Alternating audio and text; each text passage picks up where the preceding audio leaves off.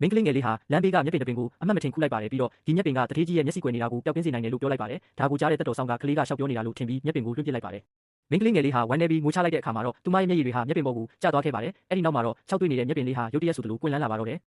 တထေးကြီးကတော့ကလေးမလေးကိုစိတ်မပြတ်စေချင်တာကြောင့်မျက်ပင်ရဲ့အရွက်တရွက်ကိုခူးပြီးစားလိုက်ပါတယ်မင်းကလေးငယ်လေးကလည်းဘာဖြစ်လာမလဲဆိုတာကိုရင်ခုန်စွာနဲ့စောင့်ကြည့်နေပါတယ်ရုတ်တရက်တထေးကြီးရဲ့လက်ချောင်းထဲမှာတွေးတွေတက်လာတယ်လို့ခံစားလိုက်ရပါတယ်ဒါကိုမြင်တဲ့တက်တော်ဆောင်ကကလေးမလေးပေးတဲ့မျက်ပင်ကြောင့်လို့ထင်ပြီးသူမကိုဖမ်းဆီးပြီးအပြစ်ပေးဖို့ကြိုးစားပါတယ်ဒါပေမဲ့မမျှော်လင့်ပဲတထေးကြီးရဲ့မတန်ဆွမ်းတဲ့ခြေထောက်တွေဟာပြန်ပြီးမတက်ရနိုင်လာတယ်လို့မျက်စိတွေလည်းပြန်မြင်လာပါတော့တယ်တထေးကြီးဟာအရန်ကိုဝမ်းသာသွားပြီးကလေးမလေးကိုအိမ်ကိုခေါ်သွားဖို့ဆုံးဖြတ်လိုက်ပါတယ်ဒါပေမဲ့တိတ်မဝေးတဲ့နေရာကိုရောက်တဲ့အခါကလေးမလေးနဲ့အမြဲတမ်းအတူရှိနေတဲ့နွားအိုကြီးကလမ်းကိုပိတ်ထားပါတယ်နွားအိုကြီးကရှေ့မှာအန္တရာယ်ရှိတာကြောင့်ဆက်မသွားဖို့တတိပေးလိုက်ပါတယ်မိန်းကလေးငယ်လေးကနွားအိုကြီးပြောတာကိုတထေးကြီးကိုပြန်ပြောပြပေမဲ့ကားဆရာကတော့ကလေးမလေးလိန်နေတာလို့ပဲထင်နေခဲ့ပါတယ်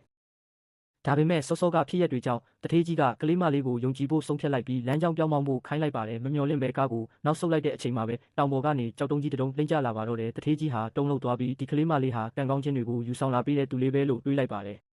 ကလေးမလေးအိမ်ကိုရောက်တဲ့အခါမှာတော့အစီခံကသူမအတွက်အဝတ်အစားတွေယူလာပေးပါတယ်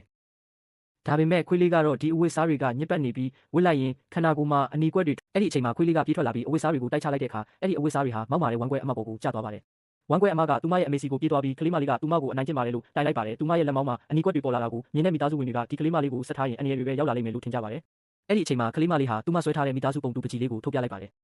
သူမဟာငငယ်ကလေးကဘဝကိုခက်ခဲစွာဖြတ်တန်းခဲ့ရပြီးရွေးထွေးတဲ့မိသားစုလေးတစ်ခုရောက်ဖို့ပဲအမြဲတမ်းမျှော်လင့်ခဲ့ရတယ်လို့ပြောပြပါတယ်သူမကိုအိမ်ကနေမနှင်းထုတ်ဖို့လဲအားလုံးကိုတောင်းပန်လိုက်ပါတယ်ဒါပေမဲ့ဝမ်းကွဲအမကပကြီးကားကိုလူယူပြီးစုပ်ဖြတ်ပစ်လိုက်ပါတော့တယ်ကလေးမလေးဟာတကောင်ကျွတ်ဘဝနဲ့ပြန်လည်လွတ်ဆင်ရတော့မယ်လို့တွေးပြီးမြေပြင်ပေါ်ကပကြီးကားအပိုင်းစားတွေကိုကြည့်ကမျှော်လင့်ချက်မဲ့နေပါတယ်